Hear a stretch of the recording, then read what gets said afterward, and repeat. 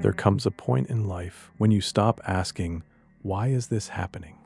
You just sit there and think, Ya Allah, I don't know how much more of this I can take. You have tried to stay strong. You have tried to be patient. You have told yourself it will get better, more times than you can remember. But there is only so much a person can carry before the heart becomes tired. And maybe that is where you are right now. You are going to work, talking to people, answering messages, doing what you normally do. But inside, you are thinking about the same problem over and over again. When you are alone, it comes back. When you try to sleep, it comes back. You make dua, and then your mind asks, but how is this ever going to change? This is where you need to remind yourself of something simple. You are not required to know how Allah is going to get you out of it. You are only required to trust the one who already knows the way out. Think about your own life for a moment. There are things you once thought would completely break you. You remember the fear. You remember the sleepless nights. You couldn't imagine things becoming normal again. Yet, here you are. Allah carried you through something you were convinced you could not survive. And now you are facing another situation, and your mind is telling you, this one is different. This one is too complicated. There is no solution. But that is what fear does. It makes the problem look permanent. It makes tomorrow look like a copy of today. It makes you forget that Allah has changed circumstances in your life before. Allah says in the Quran, and whoever is mindful of Allah, He will make for him a way out, and will provide for him from where he does not expect. Surah At-Talaq, Ayah 2 and 3. Read that twice, because both halves matter. A way out. Not necessarily the way you planned, not necessarily the way you expected, just a way out. And then Allah adds something further. Provision, help, relief, arriving from a direction you weren't even looking in. Not the door you've been pushing against for months. A different one you didn't know was there. This isn't just a comforting line. It's a promise the earliest generation of Muslims held on to in the exact kind of situation you might be in right now. It's mentioned in the classical books of tafsir, including the commentary of Ibn Abi Hatim and Imam al-Tabari, that a companion named Auf ibn Malik al-Ashja'i, radiyallahu anhu, once came to the Prophet sallallahu alaihi wasallam in real distress. His own son had been taken captive by the enemy. The Prophet sallallahu alaihi wasallam told him and his family to hold on to patience, to stay conscious of Allah, and to keep repeating, La hawla wa la quwwata illa billah. There is no power and no strength except with Allah. Before long, the son found his way back home. In fairness to you, since honesty matters here, Hadith scholars such as Sheikh al-Albani have noted that this particular chain of narration is weak, so it shouldn't be repeated as an ironclad historical fact.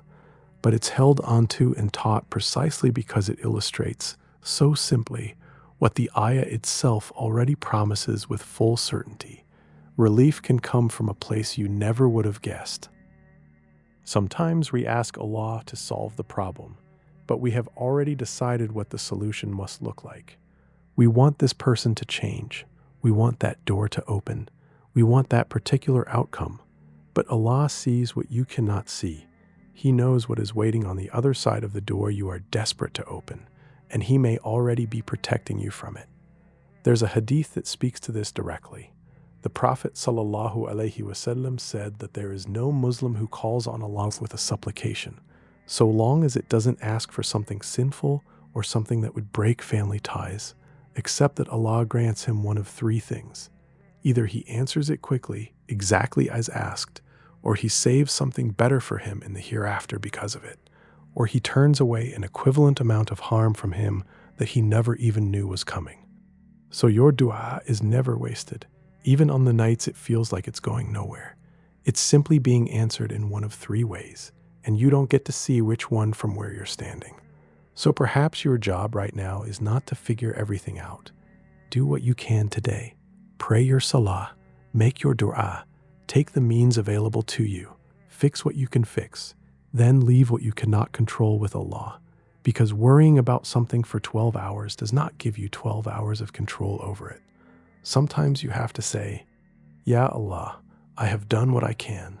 The rest belongs to you, and mean it. There's a hadith that captures this entire posture in a single line. The Prophet ﷺ said, "How amazing is the affair of the believer. All of it is good, and this is for no one but the believer. If something good happens to him, he is grateful, and that is good for him. And if something hard happens to him, he is patient, and that is good for him too." Notice what that hadith is actually saying. It isn't that the outcome is always what you wanted. It's that whatever the outcome ends up being, your response to it, gratitude and ease, patience and hardship, is what turns it into something good for you either way. The good isn't only ever in the relief, it's also available in exactly how you carry the weight.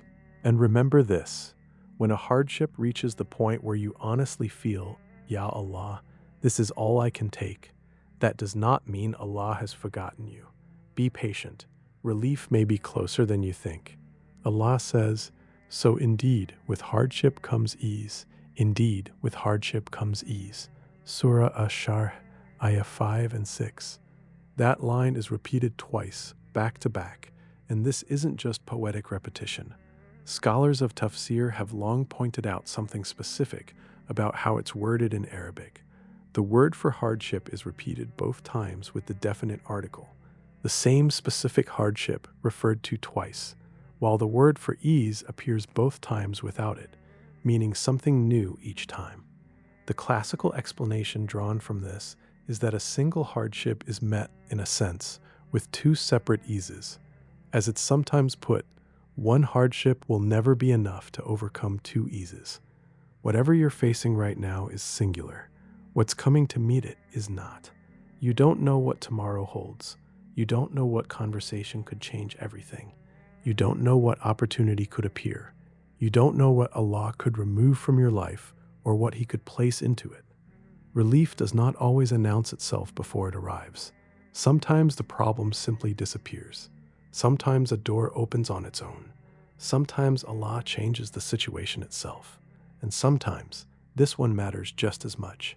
He changes you until the situation no longer holds the same power over your heart that it once did. So don't make a permanent decision about your future based on how you feel tonight.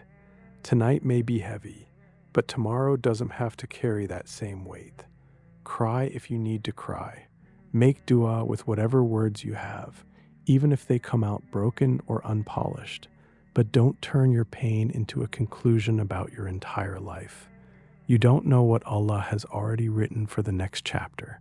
So make wudu, pray, sit with Allah for a while. Tell Him, Ya Allah, I don't know what to do anymore. But know this, that is not giving up.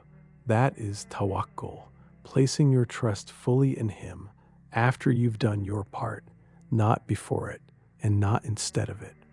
And one day, you may look back at this version of yourself, the one who was worried, confused, and exhausted, and realize something.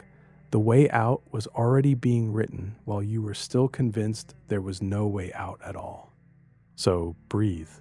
Take tomorrow when it comes. Do what is in your hands today, and leave what is beyond your hands with the one who controls it. Don't stress yourself trying to control a future that Allah already knows in full. Trust Him. Be patient. Keep walking. There is a way out, even if you cannot see it yet.